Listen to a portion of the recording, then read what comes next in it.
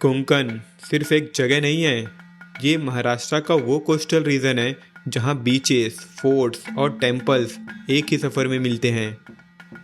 काफ़ी टाइम से ये ट्रिप मेरे बकेट लिस्ट में था, फिर आया थर्सडे 15 जनवरी 2026। सुबह 5 बजे उठकर रेडी हो गए। सुबह की हल्की ठंडी हवा थी और राइड स्टार्ट करने की अलग ही वाइब होती है।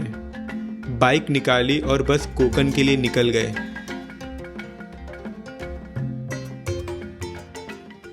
फाइनली 13 घंटे बाद जब पहली बार समुंदर दिखा तो लगा ये राइड टोटली वर्थ इट थी।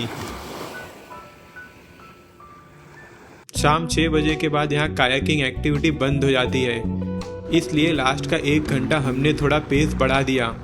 फाइनली हम खौने बीच पहुँच गए। काफ़ी पीसफुल और लेस क्राउडेड जगह है ये। इंटरेस्टिंग बात यह है कि यहाँ कायाकिंग एक्टिविटी अभी कुछ ही महीने पहले स्टार्ट हुई है। चार्जेस सिंपल है, 200 रुपीज़ पर आवर। इनकेस आपने प्री बुक किया है तो 150 रुपीज़। 1 घंटा पानी में कायाकिंग करना ऑनेस्टली काफ़ी रिलैक्सिंग था। 13 घंटे की थकान मानो यहीं उतर गई। रात को एक लोकल पर्सन के हॉल में स्टे किया। सिंपल था, लेकिन रियल ट्रैवल का फील वही होता है। नेक्स्ट मॉर्निंग हम उठ के रेडी हुए और फिर निकल पड़े न्यूती बीच के लिए।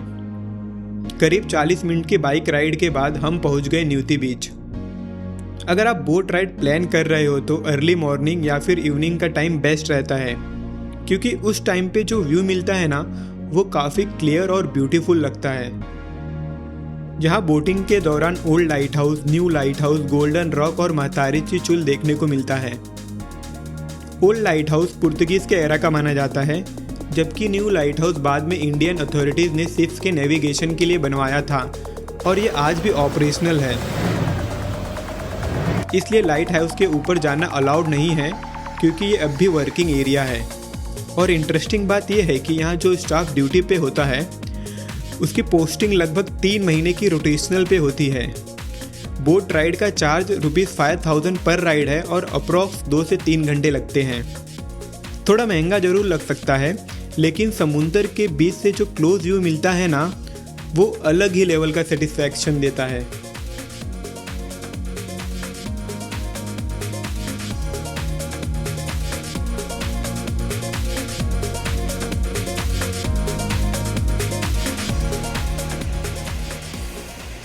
इलेवन 11:30 पे राइड स्टार्ट की और 1 घंटे बाद माउली रेस्टोरेंट पे लंच ब्रेक लिया। ऑथेंटिक कोंकणी फूड और सामने एक सिंपल सा फार्म हाउस व्यू था। लेकिन कभी कभी ऐसे सिंपल स्टॉप्स ऐसा व्यू दे देते हैं जो लाइफ टाइम याद रह जाता है। फूड सिंपल था, लेकिन मोमेंट काफ़ी स्पेशल लग रहा था। करीब 1:20 पर हम कोंडूरा बीच पहुंच गए। हॉनेस्टली ये one of the best beaches बोल सकते हो। साइड में एक छोटा सा मंदिर है और पूरा एरिया काफ़ी पीसफुल है। जब हम वहाँ पहुँचे तो वहाँ करीब 5 से 6 लोग थे बस। अगर आप कोंकण ट्रिप प्लान कर रहे हो तो इस जगह को डेफिनेटली अपनी बकेट लिस्ट में ऐड करना। क्लीन बीच, कम क्राउड और पूरा नेचुरल वाइब।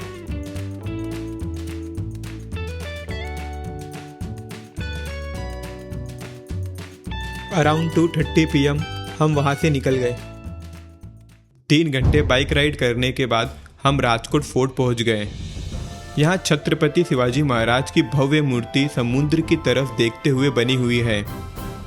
फोर्ट के ऊपर खड़े होकर जो सी फेसिंग व्यू मिलता है वो एक अलग ही हिस्टोरिक फील देता है। छोटा सा ब्रेक लिया और फिर सनसेट देखते हुए कोंकणेश्वर के लिए निकल गए।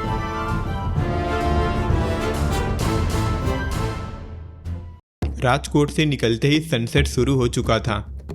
समुद्र के पास से गुजरते हुए जो गोल्डन लाइट आ रही थी वो पूरे रूट को सिनेमैटिक बना रही थी। ऐसे ही सनसेट देखते देखते हम 6:30 बजे कोंकणेश्वर मंदिर पहुंच गए।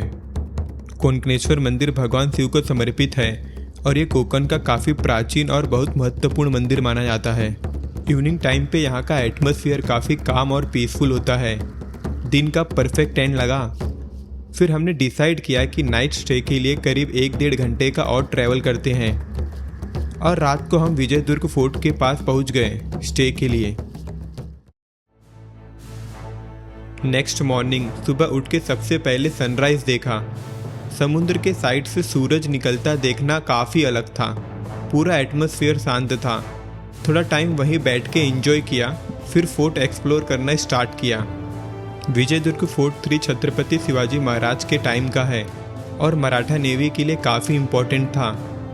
फोर्ट की दीवारों में छोटे छोटे होल्स दिखते हैं जहां से दुश्मन को स्पॉट करके सोल्जर्स निशाना लगाते थे। फोर्ट का स्ट्रक्चर काफ़ी स्ट्रॉन्ग है और ऊपर से समुद्र का क्लियर व्यू मिलता है। यहाँ आके जेन्युइनली हिस्ट्री फील होती है।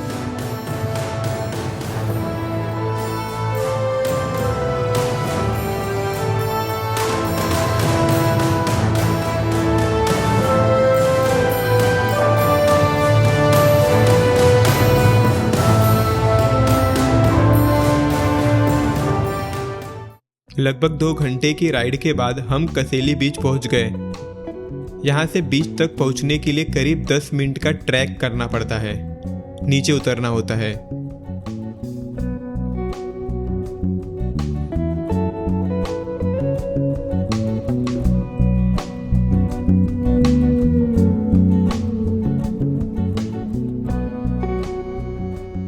जब हम नीचे पहुंचे तो सामने का व्यू देख के काफी अलग ही लगा। बीच काफी क्लीन था, पानी क्लिस्टर एंड क्लियर था और आसपास ज्यादा लोग भी नहीं थे। पूरे बीच में एक अलग ही शांति थी। अगर आप कोंकण ट्रिप प्लान कर रहे हो तो ये जगह डेफिनेटली अपने बकेट लिस्ट में ऐड करना।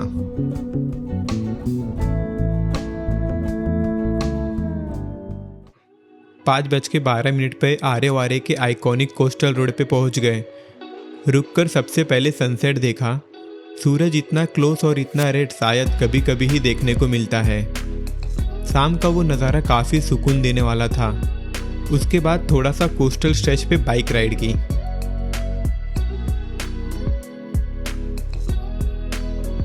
सनसेट के बाद हम गणपति पुले के लिए निकल गए। रात के अराउंड 7:20 PM पे मंदिर पहुंच गए। ये मंदिर भगवान गणेश को समर्पित और कोंकण में काफ़ी मशहूर माना जाता है। कहते हैं यहाँ की गणपति मूर्ति स्वयंभू है, यानी सेल्फ क्रिएटेड। दर्शन करके काफ़ी अच्छा लगा। उसके बाद थोड़ा और ट्रैवल करके नाइट स्टे के लिए रुक गए।